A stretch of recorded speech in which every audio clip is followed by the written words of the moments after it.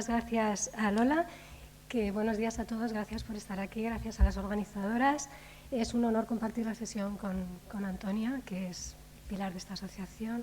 Yo soy una recién venida y me honra. Y también quiero dar las gracias, como ha dicho Lola, yo soy un miembro de la diáspora aragonesa, podríamos decir.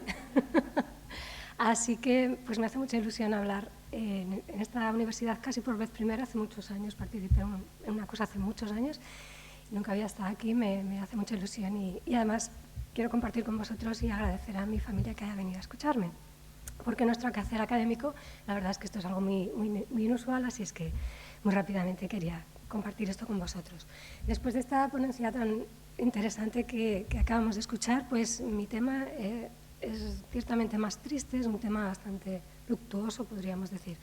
Y voy a leer, porque si no me alargaré mucho también, creo que tengo una presentación larga, Lola está ahí para controlarme.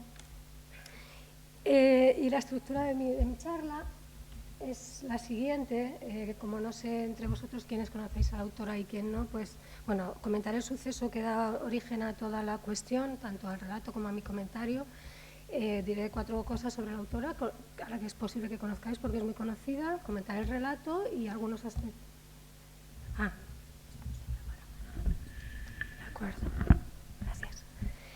Algunos aspectos sobre las diásporas y bueno, comentaré cómo el relato que trataremos o que quiero comentar, aspectos tanto extradiegéticos como intradiegéticos sirven para ilustrar lo que son las diásporas y si tenemos tiempo alcanzaremos algunas conclusiones, pero no estoy muy segura de este tema.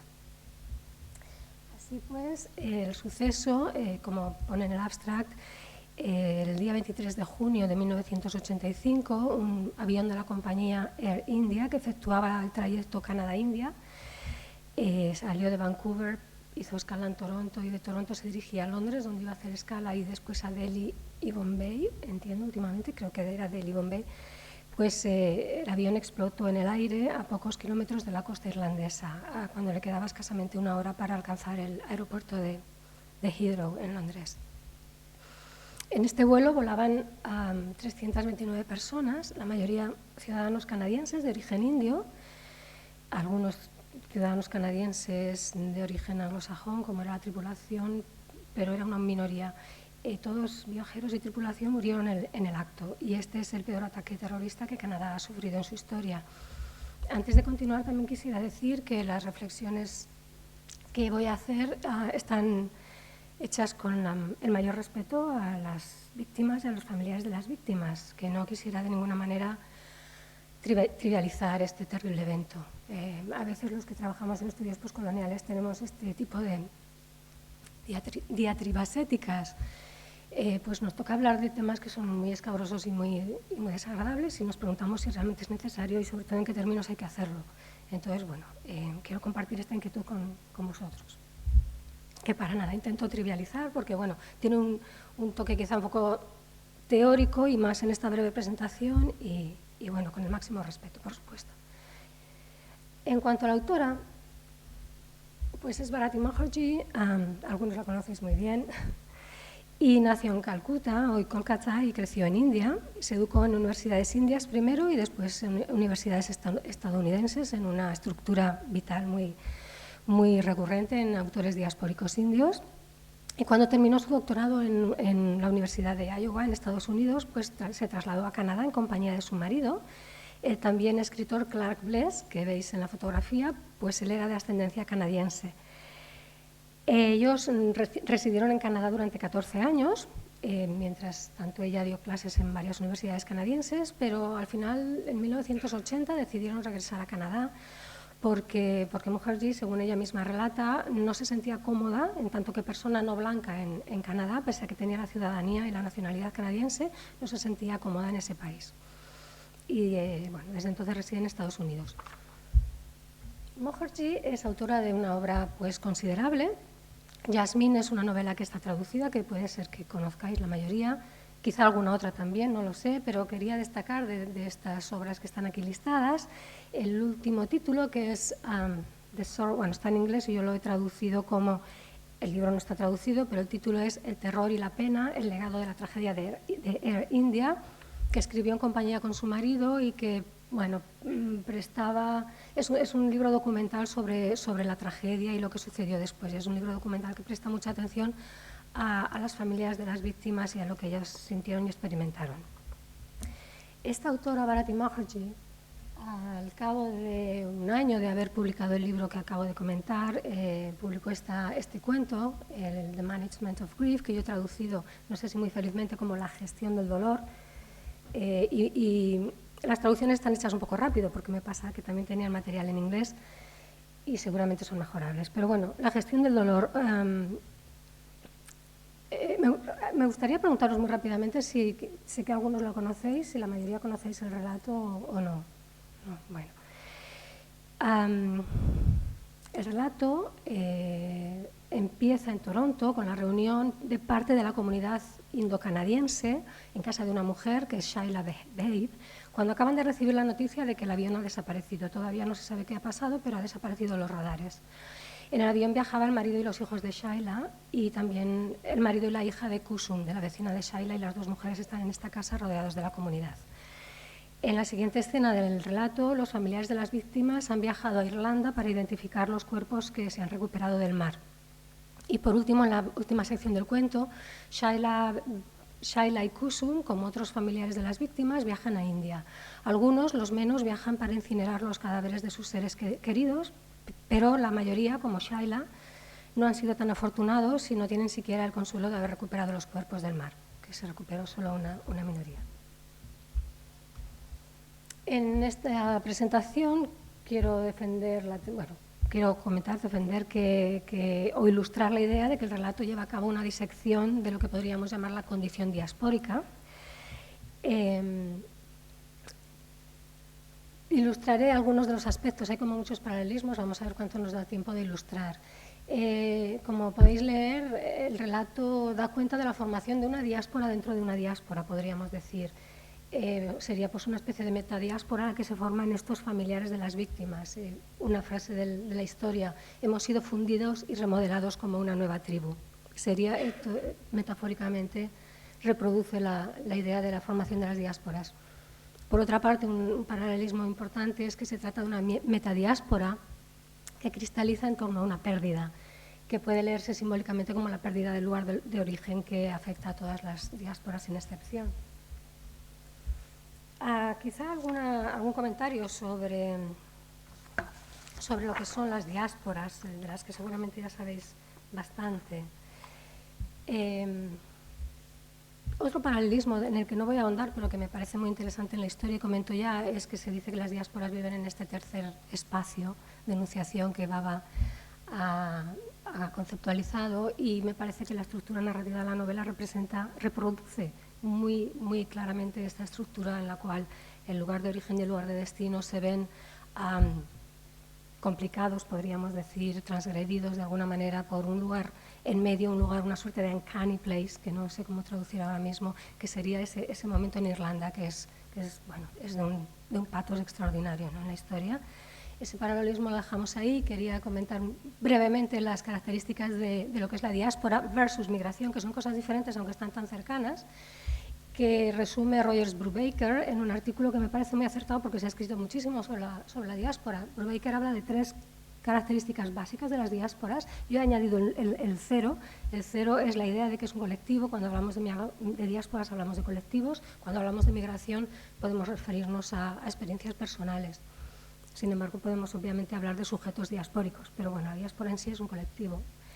Y Brubaker menciona los 3 elementos de dispersión de un pueblo o de un grupo de personas viviendo en lugares diferentes, una orientación importante hacia la tierra de origen.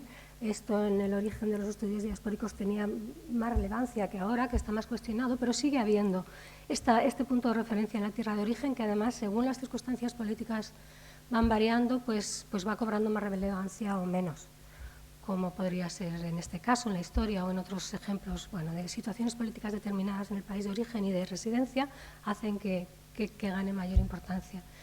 Y es la fuente de autoridad, de identidad, en una gran medida. Y por último, el sentido de la diferencia que las personas diaspóricas experimentan respecto de la sociedad de acogida en la que residen. El cuento se acoge muy bien a los parámetros de la literatura de migración, de literatura diaspórica, que defendía aquí que está dominada por un sentimiento de pérdida y por un sentimiento de otredad y de necesidad de adaptación. Se refleja muy bien en el cuento, pero vamos a pasar ya a los aspectos extradiegéticos y comentaros brevemente pues lo que pasó, o qué es lo que pasó, qué es lo que causó este accidente. Y aquí vuelvo a leer, porque si no me alargaré mucho. El sikhismo se originó en la región india de Punjab, como seguramente sabéis. Con la partición de la India en 1947, la comunidad sikh se vio dividida. Hubo fuertes migraciones a un lado y otro de la nueva frontera. Los sikhs habían reclamado un estado propio que no se materializó con la independencia.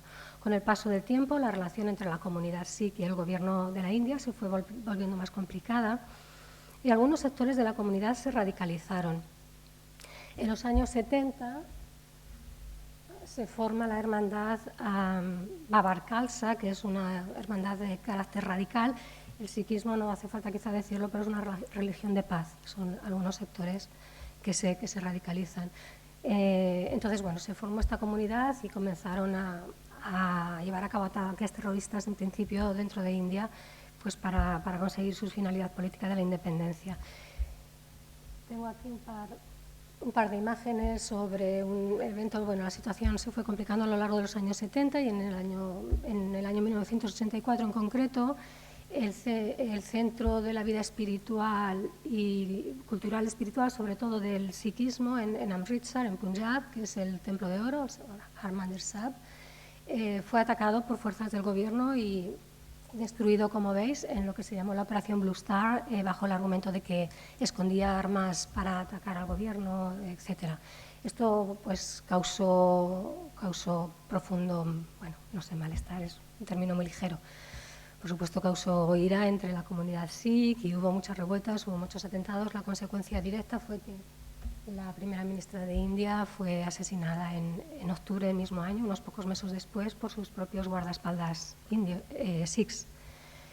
Y este es el caldo de cultivo en el que se gesta el ataque que estamos comentando. O sea, esto sucedió en octubre del 84 y menos de un año después pues, se produjo el atentado del Air India 182.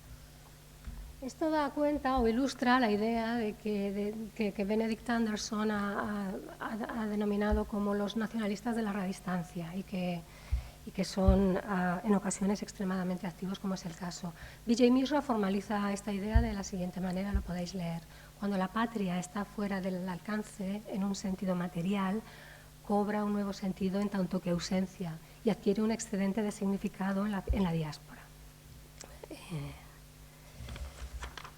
De manera que esta intensa relación se pone de manifiesto. La diáspora sikh se reforzó, había comenzado, bueno, de hecho a finales del siglo XIX, seguramente antes, pero bueno, a Canadá por lo menos, que es la que yo estoy más familiarizada con ella, empezó a principios del siglo XX, pero bueno, en los años 70 y 80 se hizo más numerosa, muchos sikhs abandonaron el país por las circunstancias políticas y por el exilio, por la necesidad de exilio en muchos casos.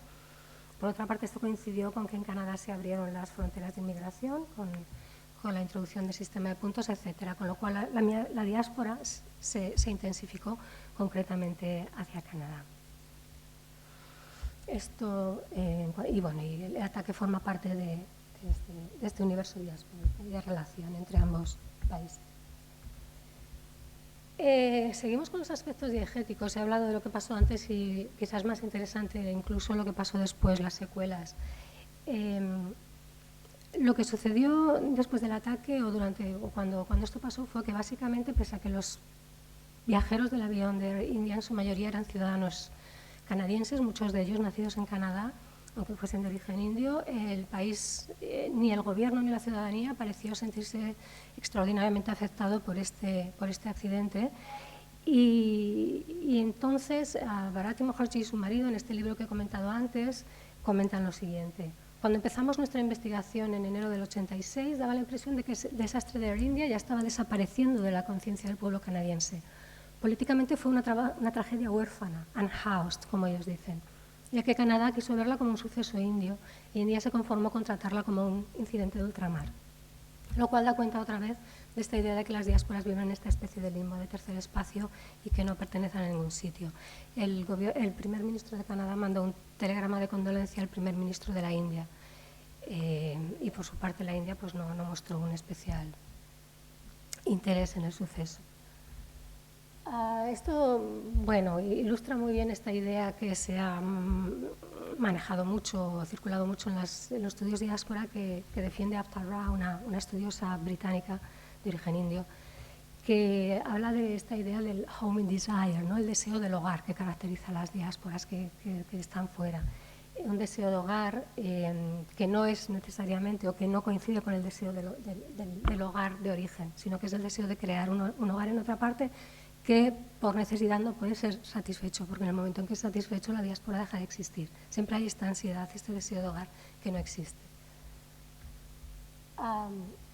La fecha del 23 de junio, sigo citando a Mukherjee Bless, de 1985, no ha quedado impresa en el alma de la nación canadiense. La tragedia ni siquiera fue reconocida como un acto de terrorismo. Tardó muchos años el gobierno canadiense en hacerlo. Entonces, durante 20 años la comunidad, esta es la idea que quiero transmitir, es que durante 20 años la comunidad indo-canadiense y en concreto esta metadiáspora de los familiares vieron su tragedia de alguna manera ignorada. En 2006, o sea, más de 20 años después del accidente, el gobierno de Canadá reaccionó y encargó una investigación exhaustiva sobre lo que había sucedido. Y aquí tengo una cita que quiero leer solo en parte sobre las conclusiones de esta investigación, para que da cuenta de la desatención que estas familias sufrieron.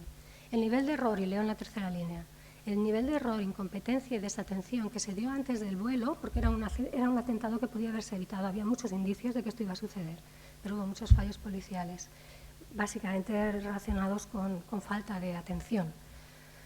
Encontró eco durante años en el modo en que las autoridades, los gobiernos y las instituciones gestionaron lo que vino después del asesinato de tantos inocentes.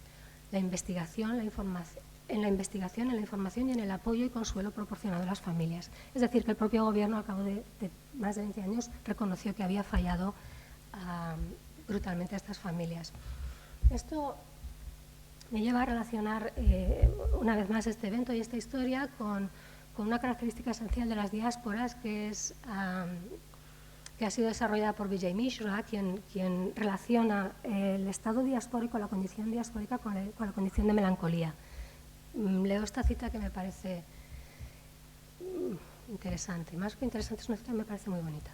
Quiero sugerir que el imaginario diaspórico se rige por la condición de un duelo imposible, que transforma el duelo en melancolía. Y esto es lo que pasó a esta comunidad, que por el hecho de no ver su dolor compartido y reconocido, no pudieron de alguna manera concluir su duelo de manera natural, que se convirtió en un estado melancólico.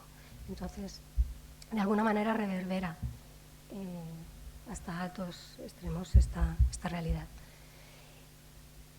La historia tiene, dentro de la tragedia que encierra, tiene un final relativamente positivo, en el sentido que por fin el gobierno canadiense reaccionó, y aquí tenemos una imagen del primer memorial que se levantó a la memoria de estas víctimas y de este suceso en Canadá, que se erigió en 2006, se inauguró en Toronto en 2006. Ahora en la actualidad existen 3 memoriales en Toronto, Montreal y Vancouver, que son los lugares donde vivían las víctimas. Y en 2010, por fin, el primer ministro de Canadá se disculpó públicamente con la comunidad indo-canadiense por los errores cometidos. Esto en cuanto refiere a, no sé si esto favoreció la conclusión del duelo de las víctimas o no, pero en cualquier caso es un gesto que es importante reconocer. Pasamos a los aspectos intradiegéticos y ya intentaré ser muy breve. El relato ilustra de manera magistral la heterogeneidad intrínseca de las diásporas, la variedad que hay dentro de una diáspora, en las distintas situaciones y las distintas reacciones de los distintos familiares ante este suceso, y por otra parte ilustra la noción de diferencia cultural, que no es lo mismo que diversidad cultural, y en este sentido me gustaría leer únicamente las últimas líneas de esta conocidísima cita de Stuart Hall, que habla de la diferencia cultural en el siguiente sentido. Las identidades de la diáspora se reproducen y se renuevan constantemente mediante procesos de transformación y de diferencia. Es decir, que la historia nos da una bellísima ilustración, tristísima también, de cómo las diásporas son entidades vivas y lejos de esencialismos. Por otra parte, el relato denuncia la posición, y volvemos a aspectos hasta cierto punto extradiegéticos, denuncia la posición marginal de las diásporas en la configuración del multiculturalismo incipiente de los años 80 en Canadá. Es interesante que la historia se publicó precisamente el mismo año, en 1988, el mismo año en que se aprobó el Canadian Multiculturalism Act, ¿no?, que fue muy vaunted por el gobierno canadiense, pero que tenía muchos fallos y muchos problemas. Y esta historia pues pone de manifiesto algunos. El personaje que encarna estas políticas multiculturales, perdona Lola, sería Judith Templeton. Los que conocéis la historia estaréis de acuerdo, pienso, y los que no, pues he querido traducir un pequeño fragmento que es únicamente la descripción de Judith Templeton. Ella es la encargada del gobierno de acercarse a las familias que han sufrido estas pérdidas para hacerles llegar pues, el tipo de compensación, básicamente compensación económica que el gobierno entiende que merecen. Pero ella pues, tiene una actitud desafortunada, vamos a decir, no malintencionada en absoluto, pero sí desafortunada en su aproximación a la diferencia cultural de estas personas. A mí me parece un ejemplo magistral de literatura esta descripción de Judith Templeton. Judith Templeton es joven, viste un traje azul con una blusa blanca y una corbata de óvalos. Tiene el cabello rubio y corto, y sus únicas joyas son unos pendientes de perlas. Lleva un maletín que se ve nuevo y caro, de piel de cordobán brillante. Se sienta con el maletín en las piernas. Cuando mira la calle desde la ventana, sus lentes de contacto parecen flotar sobre sus ojos, de un azul muy claro. Me parece que las connotaciones, ¿no?, del tipo de colorido de luz y de imaginería pues es muy evocativa de la Anglo-Saxon Canadá que está dominando la situación en este momento. Y lo hará durante largo tiempo, como sabéis. Bueno, y este comentario que ella le hace a Sheila Babe, ¿no?, a la que le pide colaboración para poder aproximarse a las familias, y Sheila Babe inicialmente acepta colaborar, pero finalmente decide no hacerlo, por razones que no podemos explorar ahora. Está Judith Templeton hablando. ¿Ve usted a qué tengo que enfrentarme? Estoy segura de que son gente encantadora, pero su cabezonería e ignorancia me están volviendo loca. Para concluir, la historia, el relato, es el relato de un empoderamiento, y en esto hemos coincidido en el uso de los términos con Antonia. Las conclusiones del relato y la conclusión del duelo de esta viuda, que es la protagonista de la historia, coinciden. Sheila Babe viaja a India, como he dicho, viaja para acompañar a su amiga que va a incinerar los cadáveres de su familia, y también viaja para visitar a su familia. En India pasa varios meses, no sabe bien qué hacer, qué dirección tomar después de que ha perdido su familia. Y finalmente, bueno, en un templo indio ella tiene una epifanía, podríamos decir, y su marido le aparece en la figura de un santón, y su marido le transmite un mensaje. El mensaje es este: bueno, has de terminar sola lo que empezamos juntos. Ella no entiende este mensaje, pero es un mensaje que se repite en su cabeza, su marido se lo repite. Entonces ella decide volver a Toronto. Esta es una decisión muy importante y que no todos los miembros de esta metadiáspora han tomado. Por ejemplo, su amiga Kusum, que ejerce de contrapartida de la propia Sheila, su amiga Kusum, que también ha enviudado y ha perdido a su familia, decide quedarse en India y llevar una vida de retiro y meditación, lo que nos lleva, bueno, pues a la imagen tradicional de la viuda en las culturas indias. En cambio, Sheila decide regresar a Toronto sin tener muy claro lo que va a hacer, pero sabe que tiene que hacer algo. Y esto la convierte pues, en un sujeto distinto, en un sujeto esencialmente híbrido. Mi lectura del final de la obra es una lectura sobre todo política, es decir, se ha escrito mucho sobre esta historia y se ha escrito bien. Hay artículos excelentes y que os recomendaría si os parece una historia interesante. Sobre todo, por ejemplo, el de Deborah Bowen, que me parece muy refinado. Habitualmente se habla de Sheila como un sujeto híbrido, que al tomar esta decisión, bueno, pues encarna un nuevo tipo de identidad canadiense que comienza a existir de alguna manera simbólicamente con ella, y además de manera, bueno, es muy interesante que coincide a nivel temporal con la nueva legislación. Yo también, bueno, quiero proponer que está muy relacionado este final con la participación política que Sheila decide acometer al final de la historia. O sea, como ella comienza a intervenir en el tejido político de Canadá. Y también he traducido una pequeña ilustración de esta idea con la que voy a terminar. Escribo cartas a lo que ella hace cuando regresa. Escribo cartas a las direcciones de los periódicos locales y a miembros del Parlamento. Ahora, por lo menos, ya admiten que fue una bomba. Un miembro del Parlamento me responde con simpatía, pero con un desafío. Quiere cambiar las cosas, trabaje en una campaña, trabaje en la mía, politice al votante indio. Entonces, a mí me parece que este paso marca no solo la emergencia del sujeto híbrido, sino también la intervención de las diásporas en la vida política canadiense. Y me parece un cambio de calidad muy importante respecto de lo que hemos visto en la actitud de Judith Templeton, etc. Bueno, pues hay que terminar con una cita de Baba, porque es difícil cuando hablas de estos términos resistirse. Es en la emergencia de los intersticios, ahí tenemos a Sheila Babe, donde se negocian las experiencias intersubjetivas y colectivas de la nación. Muchas gracias por esta atención.